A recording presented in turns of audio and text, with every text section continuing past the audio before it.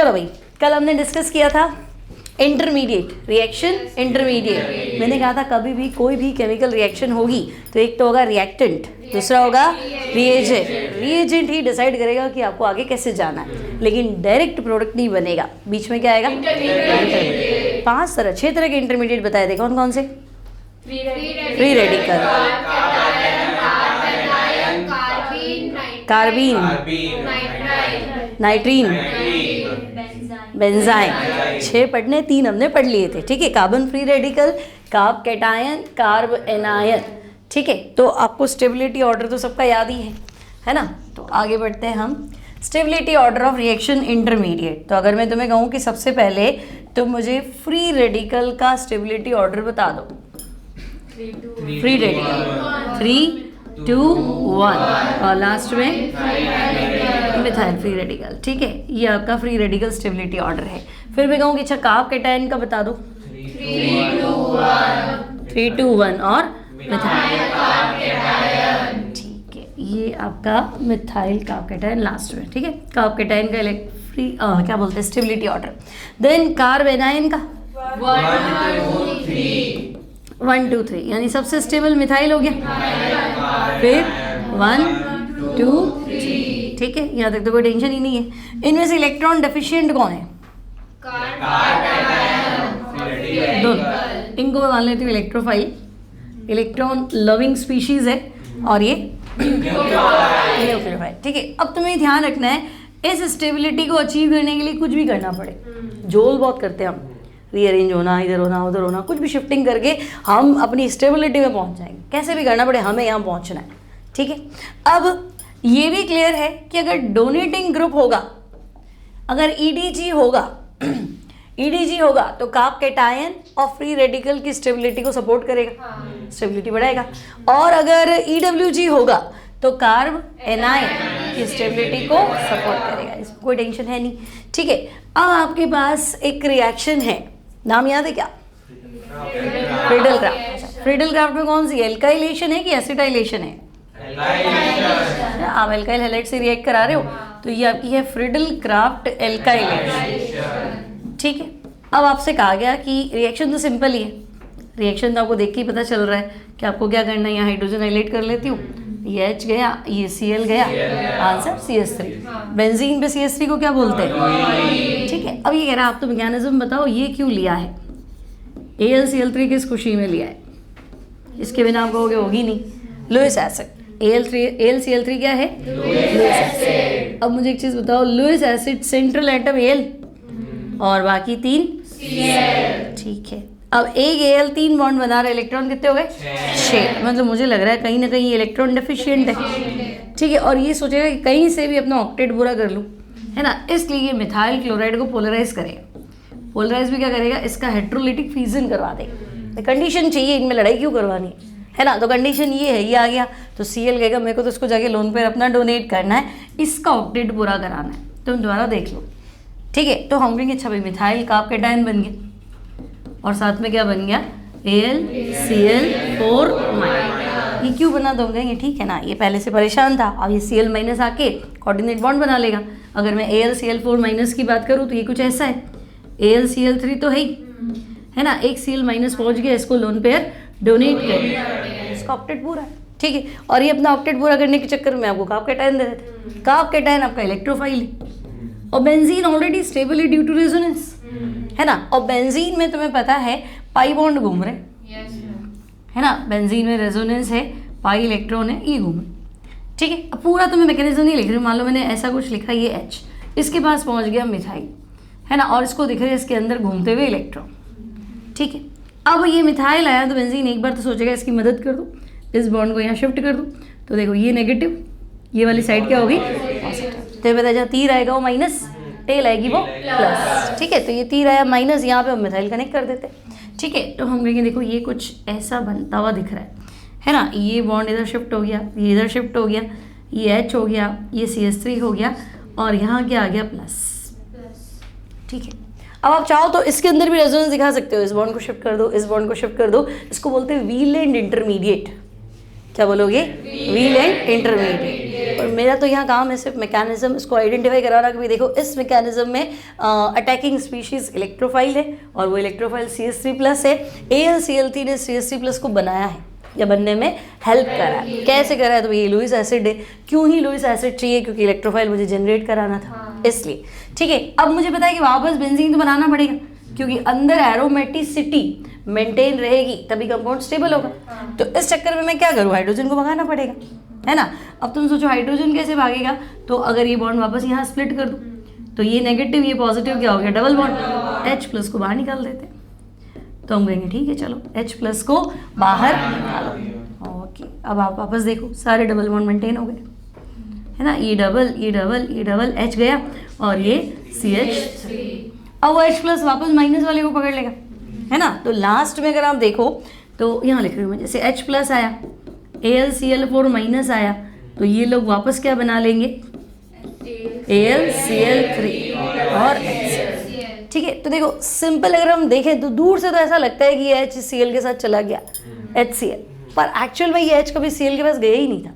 ये Cl तो AlCl3 के पास गया था, वहाँ से उसको हेल्प करा है। फिर AlCl4- के पास ये मदद मांगने आया, तो Cl ने यहाँ जाके इसको हेल्प करा और उसको छोड़ा है। ये इंटरमीडिएट की तरह काम कर रहा है। तो रोल ऑफ कैटलिस्ट समझ में आ गया, है ना। तो यहाँ मुझे लुइस एसिड ही चाहिए ताकि वो इलेक्ट्रोफाइल जनरेट कर सके। तो आपने AlCl3 नहीं लिया, कुछ और लेना होता तो कुछ और में क्या लेते? FeCl3 ले लो, BF3 ले लो, ZnCl2 ले लो, SnCl2 ले लो, कोई भी लुइस एसिड आप ले सकते हो, कोई टेंशन नहीं है। ठीक है, अब देखो सेम रिएक्शन सेम मैकेनिज्म आपको यहाँ दिया, क्या आंसर होगा? ये भी फ्रीडल क्राफ्ट है, आंसर क्या होगा? अब इतने दिमाग बच्चे करोगे नहीं, पूरा मैकेनिज्म लिखने बैठो तो सीधा आंसर बताओ, है ना। ये फ्रीडल क्राफ्ट ही है। बेंजीन पे क्या लगाओ? प्रोपाइल लगा दो बस। अब देखो पहली गलती आपकी पकड़ में आ गई कि आपने बेंजीन पे प्रोपाइल लगाया। देखो आप कहोगे पहले मैकेनिज्म का पहला स्टेप, मैकेनिज्म जरूरी क्यों है? इसलिए जरूरी है, देखो ये AlCl3 है, ये प्रोपाइल आया, है ना। आपको रोल पता है, AlCl3 का इसको ले जा रहा हूँ, तुम देख लो। तो ये मेरे पास आ गया प्रोपाइल कार्ब कैटायन, ठीक है, प्रोपाइल कार्ब कैटायन और AlCl4-। डिग्री बोलो, 1 डिग्री कार्ब कैटायन। ठीक है, अब मैंने आपको कहा था स्टेबिलिटी के लिए थोड़ा जोल करना पड़ेगा, तो ये रीअरेंजमेंट नहीं होगा? होगा, है ना। 1 डिग्री कहेगा कि अगर पॉसिबिलिटी है तो मैं 2 डिग्री बना लूँ। मैं क्यों रहूँ 1 डिग्री? अगर चांस है, मौका मिला तो और कोई बेईमानी करता ही है ना, तो चांस तो है ही ना। ठीक है, तो ये 1 डिग्री सोचेगा कि मैं स्टेबल नहीं हूँ, क्या करूँ? मैं कर देता हूँ हाइड्राइड शिफ्ट। अभी सारी चीज़ें अपन डिटेल में पढ़ेंगे, लेकिन अगर आ गई तो भी आपको पता होना चाहिए, क्योंकि कार्ब कैटायन का स्टेबिलिटी पढ़ लिया, है ना। तो आपको ये होना चाहिए कि भाई ये मैं इसको कैसे बदलूँ। मान लो ये बॉन्ड टूट के इधर आ गया, तो ये H-, ये H- और ये कार्बन क्या हो गया? प्लस, और ये H- जाएगा नहीं बाहर, ये फटाफट यहीं कनेक्ट हो जाएगा, है ना। तो ये हो गया CH3 CH+ और CH। तो हम कहेंगे तो 2 डिग्री कार्ब कैटायन, और पहले से तो बढ़िया कंडीशन, है ना। तो 2 degree carb cation being more stable then 1 degree carb cation, तो ये रीअरेंजमेंट में जाएगा। और रीअरेंजमेंट के लिए तुमने H- बाहर निकाला, H- यानी हाइड्राइड, है ना। तो आपसे पूछेगा कि इस प्रोसेस में हाइड्राइड शिफ्ट हुई कि नहीं हुई? ठीक है, अब मुझे बताओ आंसर प्रोपाइल बेंजीन तोड़ दो, आइसोप्रोपाइल बेंजीन। और आइसोप्रोपाइल बेंजीन मतलब क्यूमीन, बोलो। आइसोप्रोपाइल बेंजीन यानी क्या हो गया? क्यूमीन। ठीक, क्लियर। अब इसको तुम्हारे 12th वाले फिनॉल के चैप्टर से अगर मैं कनेक्ट करूं, है ना। देखो अगर मान लो एग्जामिनर ने आपको फंसाया थोड़ा सा, अगर आपको कह दिया कि देखो हमारे पास तो बेंजीन है, ठीक है, हम बेंजीन की रिएक्शन कराते हैं, लिख दिया उसने मान लो थ्योरी में, नॉर्मल प्रोपाइल क्लोराइड, हम बेंजीन की रिएक्शन कराते हैं नॉर्मल प्रोपाइल क्लोराइड से AlCl3 की प्रेजेंस। आपके पास एक कंपाउंड है A, ठीक है, आप इसकी रिएक्शन करा दो ऑक्सीजन से, आपके पास कंपाउंड है B, ठीक है। ऑक्सीजन के बाद आप इसको मेटल कैटलिस्ट लाइक H2SO4 के साथ गर्म ही कर दो, आपके पास कंपाउंड है C और D। D जो है वो NaOH और I2 के साथ येलो पिपटी देता है ना, और इसको हम मान लेते हैं E। और C जो है उसको अगर मैं जिंक के साथ वापस गर्म कर देती हूँ तो मैं बेंजीन पे पहुंच जाती हूँ। सब पढ़ा हुआ है आपने, कुछ भी छूटा नहीं है, सब पढ़ रखा है। अब देखो हल्का हल्का आइडिया लगाओ। सबसे पहले कहीं से तो पकड़ में आ रही है रिएक्शन, तो हम कहेंगे हाँ ये पहली तो FCR दिख रही है। पहला स्टेप क्या है? FCR, Friedel Crafts reaction. अब गलती ये नहीं करनी नॉर्मल प्रोपाइल बेंजीन, आइसोप्रोपाइल, बाकी सब 12th क्लास का है। लेकिन ये नहीं पता होगा तो क्वेश्चन दे देगा ना, तो आपका गलत, क्योंकि आपने यहाँ नॉर्मल प्रोपाइल बेंजीन बनाया तो ऐसा कुछ है ही नहीं। ठीक है, तो मैं कहूँगी नहीं ए तो पकड़ में आ गया, ए हमारा क्यूमीन है। ठीक है, ए क्या है? आइसोप्रोपाइल बेंजीन, और आइसोप्रोपाइल बेंजीन को हमने क्या नाम दे रखा है? क्यूमीन। हमने ये क्यूमीन है। अब क्यूमीन में ऑक्सीजन जोड़ना, तो मैं कहा था 3 डिग्री कार्बन ये पेरोक्साइड बनाएगा, तो बी हमारा क्यूमीन हाइड्रोपेरोक्साइड है, याद करो है ना। फिनॉल कॉमर्शियल प्रोडक्शन था शायद, प्रोडक्शन तो है फिनॉल, क्यूमीन हाइड्रोपेरोक्साइड। तो ए पकड़ में आ गया क्यूमीन, और इसमें मैंने ऑक्सीजन डाल दिया।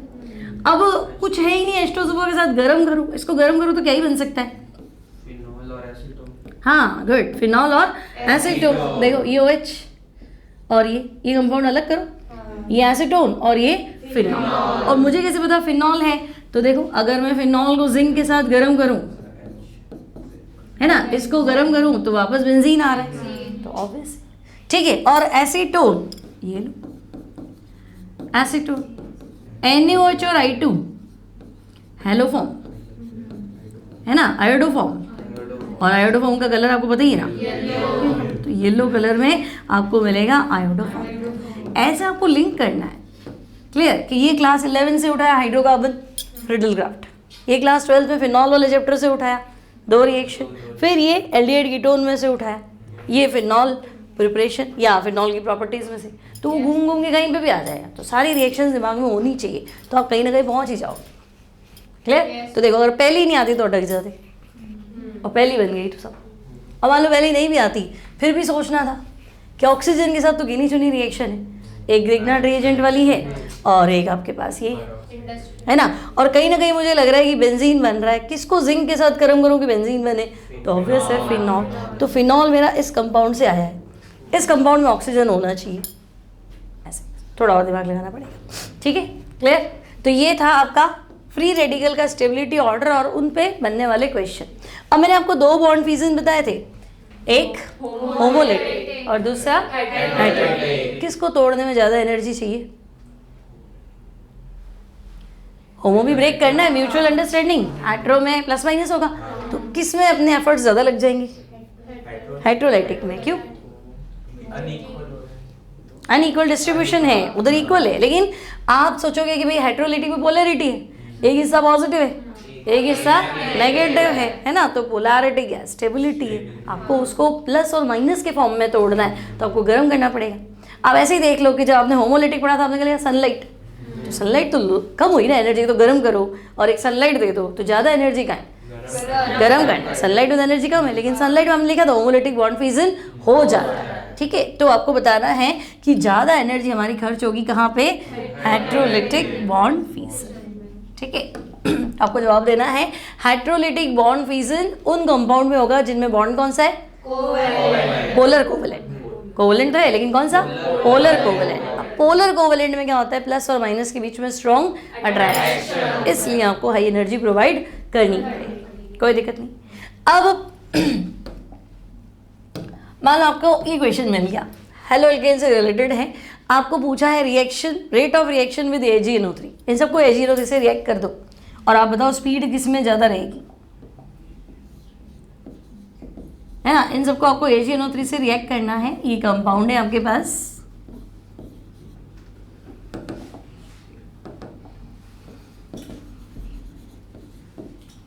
सबसे तेजी से कौन रिएक्ट करेगा?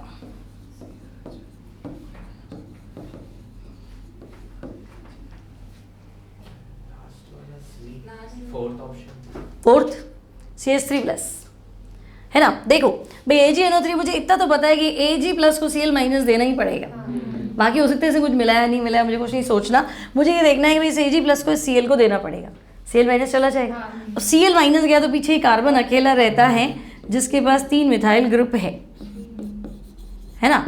तो ये कौन सा डिग्री कार्बन है?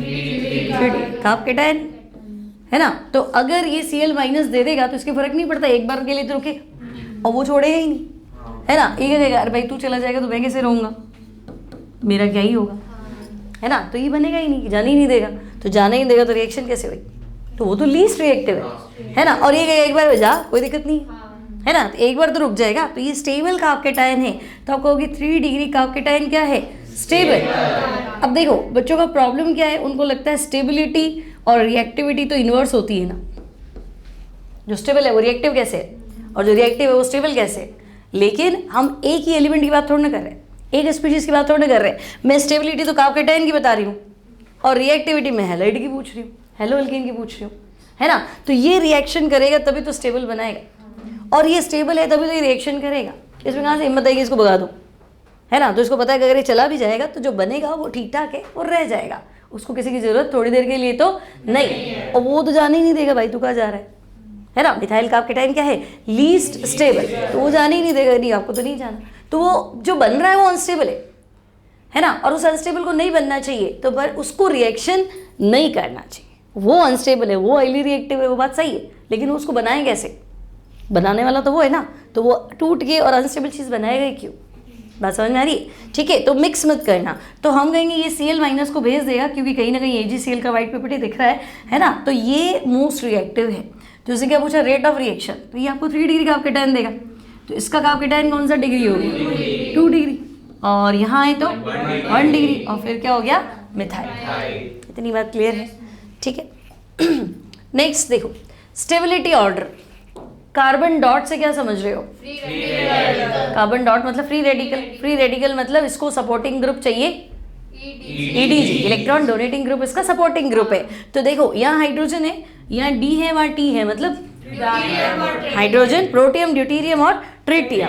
अब ना इनका होता है आई इफेक्ट, आगे बढ़ेंगे हम, प्लस आई इफेक्ट, ठीक है। तो सबसे ज़्यादा प्लस आई इफेक्ट आपको मिलेगा ट्रिटियम, फिर मिलेगा ड्यूटेरियम, फिर मिलेगा हाइड्रोजन। वैसे तो हाइड्रोजन का आई इफेक्ट 0 होता है, उससे हम कंपेयर करते हैं, तो उससे कंपेयर करें तो D ज़्यादा है और D से ज़्यादा T है। तो अब मुझे बताओ कि प्लस आई इफेक्ट तो सपोर्टिंग है, तो सबसे ज़्यादा सपोर्ट का मिला CT3, है ना। तो स्टेबिलिटी ऑर्डर क्या हो गया, CT3 डॉट, फिर CD3 डॉट और फिर CH, ठीक है। ये ऐसा लिखा होगा आपका स्टेबिलिटी ऑर्डर। तो आपको बताना है मिथाइल से बढ़िया CD3 और उससे बढ़िया CT3, ठीक है। कोई तकलीफ, क्लियर है, ठीक है। अब नेक्स्ट क्वेश्चन करने से पहले आपको ये चीज़ पता होनी चाहिए, आई थिंक पता होनी चाहिए, है तुम्हें पता। देखो अगर कार्बन सिंगल बॉन्ड है, डबल बॉन्ड है और ट्रिपल बॉन्ड, सिंगल बॉन्ड का हाइब्रिडाइजेशन क्या होता है, पता है भी, सिंगल बॉन्ड में कार्बन 4 बॉन्ड बना रहा है ना, बॉन्ड पेयर 4, sp3, पाई बनते ही पी कम हो जाता है ना, तो यहाँ आ गया sp2 और यहाँ हाइब्रिडाइजेशन, तो ठीक है, इसमें कौन सी बड़ी बात है, तो क्लियर है, ठीक है। अब मैं कहूँगी नहीं, परसेंटेज ऑफ एस कैरेक्टर बताओ, 25%। एस कैरेक्टर भैया sp3 एक एस और 3 पी, टोटल इससे कितने हैं, 4 में एस का हिस्सा 1 यानी 1/4, है ना। तो आप कहोगे 1/4 यानी एस कैरेक्टर 25% या 30% और वहाँ, ठीक है, इतना मान लेते हैं अपन एस कैरेक्टर। अब आपको पता है कि भाई न्यूक्लियस के सबसे करीबी कौन है, एस, फिर पी, फिर तो न्यूक्लियस से पास में रहोगे, अट्रैक्शन फील करोगे, है ना। आपके भी दूसरे इलेक्ट्रॉन को अट्रैक्ट करने की टेंडेंसी क्या होगी, ज़्यादा, ठीक है। तो हम इतनी बात क्लियर कर दे, अगर परसेंटेज एस कैरेक्टर बढ़ता है तो इलेक्ट्रोनेगेटिविटी क्या होती है, बढ़ती है, क्लियर। एस कैरेक्टर बढ़ेगा तो इलेक्ट्रोनेगेटिविटी बढ़ेगी, ठीक है। तो मैं कहूँगी अच्छा भाई एस कैरेक्टर बढ़ेगा, इलेक्ट्रोनेगेटिविटी बढ़ेगी, यानी ये मोर इलेक्ट्रोनेगेटिव हो गया और इनमें ये लीस्ट इलेक्ट्रोनेगेटिव, ठीक है।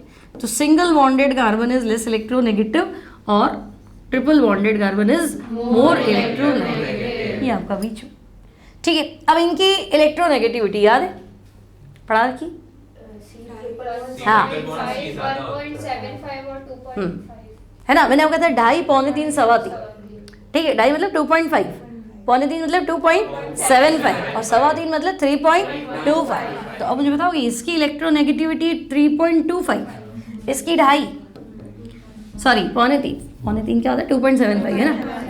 और ढाई मतलब 2.5, 0.5 ठीक है, ऐसे याद रहेगा, ढाई पौने तीन सवा तीन, 2.5, 2.75 और 3.25। नाइट्रोजन की कितनी होती है?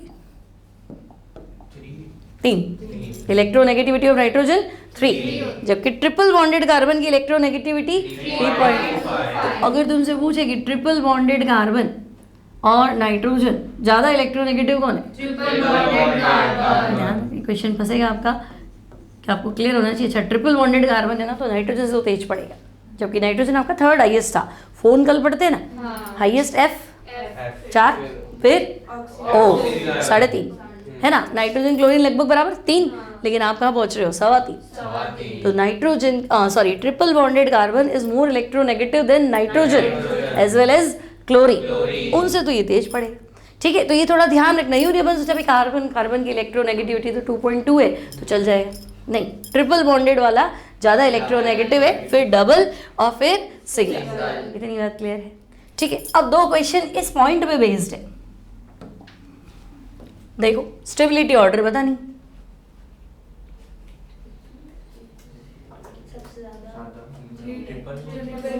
ट्रिपल बॉन्ड वाला सबसे ज़्यादा स्टेबल, फिर डबल, फिर सिंगल, नहीं हाँ उल्टा होगा। देखो, ट्रिपल बॉन्डेड मतलब इलेक्ट्रोनेगेटिव, वो आपसे इलेक्ट्रॉन मांग रहा है, तो आप किससे इलेक्ट्रॉन मांग रहे हो? जो बेचारा परेशान है। कार्बन डॉट मतलब उसका खुद का ऑक्टेट पूरा है नहीं, पहला काम था अपना ऑक्टेट पूरा कर लो, बाकी बातें सोचो। तो हम कहेंगे नहीं, इसका तो खुद का ही ऑक्टेट पूरा नहीं। अब इसका ऑक्टेट पूरा नहीं है, यहाँ आपने पड़ोसी भी कैसा दिया है और यहाँ आपने कैसा पड़ोसी दिया है ना। तो जो बेचारा पहले से ही मरा हुआ है उसे तुम फिर पहुँच जाओ मुझे दे दो मुझे दे दो, तो कैसे चलेगा? आई बात समझ में? तो हम कहेंगे कि ये तो फिर भी सर्वाइव कर जाएगा, फिर ये और फिर ये। यहाँ क्या बोलोगे? जो मोर इलेक्ट्रोनेगेटिव, जो इलेक्ट्रॉन मांग रहा है ना, जो इलेक्ट्रॉन मांग रहा है उसको आप डेफिशिएंट तो नहीं बना सकते ना, कम से कम। वो कह रहा है मेरे को इलेक्ट्रॉन दो, तो मैं कह रहा नहीं इतना ले जाऊंगा, ऐसा थोड़ा ना होता है ना। ये प्लस आई इफेक्ट है कि चलो ले लो, कोई दिक्कत नहीं है, तो ये सर्वाइव कर जाएगा। लेकिन यहाँ बहुत मुश्किल। तो इसका समझ में आ गया। स्टेबिलिटी ऑर्डर sp3, sp2 और sp, या मैं कह दूँ कि भाई ये लेस इलेक्ट्रोनेगेटिव है इसलिए ये रुक जाएगा, लेकिन ये बहुत ज़्यादा इलेक्ट्रोनेगेटिव है, उसको आप डॉट तो नहीं बना सकते हो। क्लियर? सेम पैटर्न का एक और क्वेश्चन है।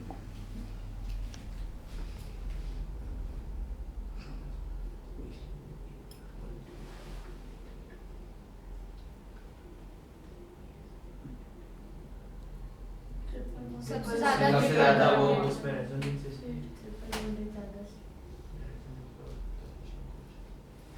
देखो माइनस है, माइनस मतलब ऑलरेडी आपके पास एक्सेस है, इलेक्ट्रॉन ज़्यादा ही, कमी तो नहीं है ना। और जिसके पास इलेक्ट्रॉन ज़्यादा है उससे अगर कोई विड्रॉइंग ग्रुप कनेक्ट हो जाए तो कोई दिक्कत नहीं, स्टेबलाइज ही करेगा। हमें किसी भी करके चार्ज को दबाना होता है, चार्ज बढ़ेगा तो रिएक्टिविटी बढ़ेगी, और चार्ज सप्रेस हो गया तो रिएक्टिविटी कम, मतलब स्टेबिलिटी बढ़ जाएगी, है ना। तो अगर आप माइनस लेके बैठे हो और कोई मांग रहा है तो ठीक है दे दो, है ना। ये भी मांगने वाला ग्रुप है लेकिन इतना नहीं है जितना वो है ना। और यहाँ माइनस लेके बैठे हो और यहाँ आपको क्या हो रहा है? डोनेट हो रहा है, ऐसे थोड़ा चलेगा, है ना। अगर आपके पास खूब पैसे है और आपको मिल जाए कि चलो पैसा इन्वेस्ट कर दो तो बराबर, है ना। आपके पास पैसे, थोड़ा कम इन्वेस्टमेंट है, ओके ठीक है। अब आपके पास पैसा है और लोग पैसा दे रहे हैं तो फिर तो घर पर रेट पड़ेगी, उल्टा हो जाएगा ना, ठीक है। तो तुम्हें क्या बताना है? ये स्टेबल है क्योंकि माइनस है, आपके पास एक्स्ट्रा है, लेकिन ग्रुप जो है वो आपका चार्ज खींच रहा है, ज़्यादा पैसा इसके काम का नहीं है, तो ये स्टेबल हो जाएगा। उसके कंपेयर करूँ तो फिर ये और ये तो उल्टा उल्टा ही काम कर रहा है ना। तो फिर ये चार्ज बढ़ जाएगा, इसलिए गड़बड़ हो जाएगी। इतनी बात क्लियर है, समझ में आ गया? ठीक है। अब देखो, अब है हमारे पास इलेक्ट्रॉन डिस्प्लेसमेंट इफेक्ट, है ना। दो तरह के इफेक्ट है, पोलराइजेशन इफेक्ट और पोलराइजिबिलिटी इफेक्ट। पोलराइजेशन इफेक्ट ये जो है ये आपके है परमानेंट। परमानेंट मतलब मुझे किसी बाहरी अटैकिंग स्पीशीज की जरूरत नहीं है इस इफेक्ट को शो करने के लिए। ये इफेक्ट होगा तो होगा, बस आप कंपाउंड ले आओ, हम बता देंगे कि उसमें इंडक्टिव इफेक्ट है कि नहीं है, मीजोमेरिक है कि नहीं है, या हाइपर कॉन्जुगेशन है कि नहीं। लेकिन पोलराइजिबिलिटी इफेक्ट ये है टेम्परेरी। टेम्परेरी मतलब अगर आप बाहर से कुछ लिया है अटैकिंग स्पीशीज तो ये इफेक्ट देखने को मिलेगा, और बाहर कुछ नहीं आया पड़ा है तो फिर कोई टेंशन नहीं है। क्लियर? तो इसमें आएगा इंडक्टोमेट्रिक इफेक्ट और इलेक्ट्रोमेरिक इफेक्ट। ठीक है, डिटेल में हमें इलेक्ट्रोमेरिक पढ़ना है और यहाँ डिटेल में तीनों ही पढ़ना है, इंडक्टिव, मीजोमेरिक, हाइपरकॉन्जुगेशन। ठीक है, सबसे ज़्यादा इंपॉर्टेंस हमें देनी है मीजोमेरिक, है ना? मीजोमेरिक रेजोनेंस इफेक्ट एक ही रहेगा, फिर हाइपर कॉन्जुगेशन और फिर इंडक्टिव इफेक्ट। ठीक है, अब अगर हम बात करें कि चलो भाई इंडक्टिव इफेक्ट क्या होता है, तो हम कहेंगे देखो, मान लो अगर मैं एक लॉन्ग चेन कार्बन की बात करें, कार्बन की चेन है ना, यहाँ हाइड्रोजन कनेक्टेड है। ठीक है, तो कार्बन के साथ अगर हाइड्रोजन कनेक्टेड है तो बॉन्ड शायद नॉन पोलर है, कि कार्बन की इलेक्ट्रोनेगेटिविटी 2.2 और हाइड्रोजन की इलेक्ट्रोनेगेटिविटी 2.1। अब इसमें क्या ही खींचाखींची हो जाएगी, तो हम कहेंगे ये तुम्हारा नॉन पोलर बॉन्ड है। अब ऐसा करो, इसको हटा दो, H की जगह आपको एक ग्रुप लिया Z। ठीक है, तो हाइड्रोजन का इंडक्टिव इफेक्ट मैंने मान लिया 0, IE है ना, इंडक्टिव इफेक्ट हम यहाँ लिखेंगे IE लिख देते हो। तो हाइड्रोजन का इंडक्टिव इफेक्ट जो है वो मैंने मान लिया कि भाई यहाँ आप इसको 0 मान लो और इससे कंपेयर करो। ठीक है, अब मान लो electronegativity of Z greater than hydrogen है। ठीक है, तो हाइड्रोजन थी तब तो मैं कोई समस्या थी नहीं, नॉन पोलर बॉन्ड था, एल्केन्स होता है ना, paraffin, non polar, less reactive, stable, कोई टेंशन नहीं। ठीक है, लेकिन अब आपने ले लिया Z, तो आप कहोगे कि नहीं भाई Z तो शैतान है, Z की इलेक्ट्रोनेगेटिविटी हाइड्रोजन से ज़्यादा है। अब ये Z क्या करेगा कि भाई ये इलेक्ट्रॉन जो है मेरे को दे दे, है ना, तो Z क्या बनेगा, पार्शियली नेगेटिव। ठीक है, खींचाखींची चल रही है, लेके इलेक्ट्रॉन अलग नहीं हुआ है, आयोनिक कंपाउंड थोड़ा ना जो रवाना हो गया है ना, जब आपने NaCl लिया पानी में डाला तो Na प्लस और Cl माइनस, तो वो म्यूचुअल अंडरस्टैंडिंग है, सोडियम को पड़ी भी नहीं है कि ले जा, तो जाएगा तो ही मेरा ऑक्टेट पूरा होगा, और Cl भी आपका माइनस, तो वो अलग हो गया। यहाँ ऐसा नहीं है, यहाँ शेयर्ड है। शेयर्ड मतलब आपने अपने अंडरस्टैंडिंग से एक इलेक्ट्रॉन शेयर किया है, तो बीच में होना चाहिए, है ना। लेकिन जो ज़्यादा इलेक्ट्रोनेगेटिव उसकी नेचर है इलेक्ट्रॉन को खींचने की, तो ये कहेगा भाई इधर दे दो, तो ये माइनस और इस चक्कर में ये क्या हो गया प्लस। अब ये पहला कार्बन है जो प्लस हो गया, तो देखो कल मैंने तुम्हें बताया था कि भाई C प्लस और C, इलेक्ट्रॉन कौन खींचेगा, ये कहेगा मैं ज़्यादा इलेक्ट्रोनेगेटिव हूँ, और शुरुआत तो यहाँ से इसे कहा मैं इलेक्ट्रोनेगेटिव इधर शिफ्ट करो, तो अब ये क्या कहेगा मैं ज़्यादा इलेक्ट्रोनेगेटिव इधर शिफ्ट करो, है ना। तो ये कार्बन नंबर 2 से ये इलेक्ट्रॉन मांगने लग जाएगा, अभी मेरे को दे दे, तो ये कार्बन नंबर 2 प्लस बन गया। ठीक है, अभी कार्बन नंबर 2 क्या है, मैं भी प्लस हो गया, तो अब इससे इसको क्यों छोड़ो, इससे खींचो, है ना, सब आगे से आगे चलेगा। तो हम कहेंगे ये आगे से आगे चल रहा है, ये आ गया आपका फिर से प्लस। ठीक है, अब धीरे धीरे असर खत्म हो जाता है ना। बेजे कोरोना का डायरेक्ट वायरस लगा था तो भयंकर ही बीमार हुआ, अब इससे किसी और को लगा, इससे किसी और को लगा, तो धीरे धीरे अपन कहते हैं ना मेरे तो कोरोना हुआ, मेरे तो कुछ हुआ ही नहीं, तो भाई तो तीसरे चौथी जनरेशन पे था, है ना, जो पहली जनरेशन था उसने बढ़ गया, तो चौथा है तो ठीक है, तो बात वही है ना, सेम। तो अपन कहेंगे हाँ धीरे धीरे असर जो है वो खत्म हो जाता है। लेकिन Z ने दिखा दिया कि भाई मैं इन सबको क्या कर सकता हूँ, प्लस बना सकता हूँ, सिग्मा बॉन्ड के अराउंड पोलैरिटी ला सकता हूँ, और मुझे बाहरी किसी अटैकिंग स्पीशीज की जरूरत नहीं है। भाई यहाँ क्लोरो भी होगा तो इफेक्ट तो दिखेगा ना, ऐसे। तो हम कहेंगे हाँ ठीक है, बॉन्ड में पोलैरिटी आ गई, सिग्मा बॉन्ड के अराउंड इलेक्ट्रॉन का डिस्प्लेसमेंट हो रहा है। हेडिंग क्या था हमारा, इलेक्ट्रॉन डिस्प्लेसमेंट इफेक्ट। इलेक्ट्रॉन हिल जाएगा, शिफ्ट नहीं हो रहा है, ट्रांसफर नहीं लिखा है, डिस्प्लेसमेंट है, हिल जाएगा इलेक्ट्रॉन अपनी जगह से। तो हम कहेंगे हाँ ऐसा पॉसिबल है। अब ये जो Z है इसकी इलेक्ट्रोनेगेटिविटी ज़्यादा थी, इसने इलेक्ट्रॉन खींचना शुरू किया, तो हम इस Z को क्या बोलेंगे, कौन सा effect, minus I effect showing growth. ठीक है भाई, Z ने इलेक्ट्रॉन खींचना चालू कर दिया तो ये माइनस आई है ना।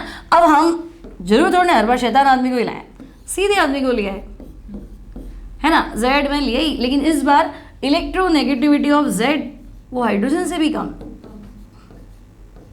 है ना। मान लो तुम्हें लिथियम रख दिया तो इस बार शैतानी कार्बन शुरू कर देगा, है ना। मैं जिसको मौका मिला वो चोर है, इतने चुप था क्योंकि मौका ही नहीं मिला था। अब कार्बन क्या कहेगा, तो Mg ये क्या कर लेगा इलेक्ट्रॉन लेके, तो कार्बन क्या कहेगा, भाई इधर आ जा, इधर शिफ्ट कर देगा, तो ये Z पॉजिटिव और ये आपका कार्बन क्या हो गया। अब ये कार्बन कहेगा मैं तो न्यूट्रल हूँ चेन में और तू माइनस लेके बैठा, ऐसे कैसे चलेगा। इन दोनों में ज़्यादा नेगेटिव कौन है, इलेक्ट्रोनेगेटिव कार्बन। ये कहेगा भाई इधर शिफ्ट करो, तो ये पहले कार्बन से इलेक्ट्रॉन कहाँ शिफ्ट हुए, दूसरे कार्बन में, ये नेगेटिव। और ये क्या कहेगा, इधर जाना पड़ेगा, है ना। और 3 के बाद हमें पता है असर खत्म हो जाता है, तो यार कोरोना ही खत्म हो गया। ये तो इंडक्टिव इफेक्ट है, 3 कार्बन तक ही चलेगा, ये याद रखना है। अच्छा इसमें ना दूरी का बहुत रोल है, है ना। बहुत सारे क्वेश्चन आएंगे तो आपको कह रहे यार ये और ये तो बराबर ही है ना। अब तो अब आपको देखना है क्या डिस्टेंस का बहुत रोल है, क्योंकि आपने देखा जैसे जैसे दूर होता जाता है तो इफेक्ट लगा ही नहीं, है ना। डिस्टेंस बढ़ गई तो फिर कोई मतलब नहीं। तो आई इफेक्ट का डिस्टेंस से इनवर्स रिलेशन है, जितनी कम डिस्टेंस पे होगा इफेक्ट ज़्यादा होगा, और डिस्टेंस बढ़ गई तो एक सिचुएशन आएगी आई इफेक्ट लगेगा ही नहीं, खत्म। आ गई बात समझ में। तो आई इफेक्ट के क्वेश्चन में डिस्टेंस दिमाग में रखोगी, बाकी नहीं होता है। आप हाइपर कॉन्जुगेशन में जाओ, आप मीजोमेरिक में जाओ, वहाँ डिस्टेंस का इतना रोल नहीं है जितना आई में डायरेक्ट आंसर देने वाला है, ठीक है। तो इसको हम अपन नेक्स्ट क्लास में कंटिन्यू करेंगे, है ना।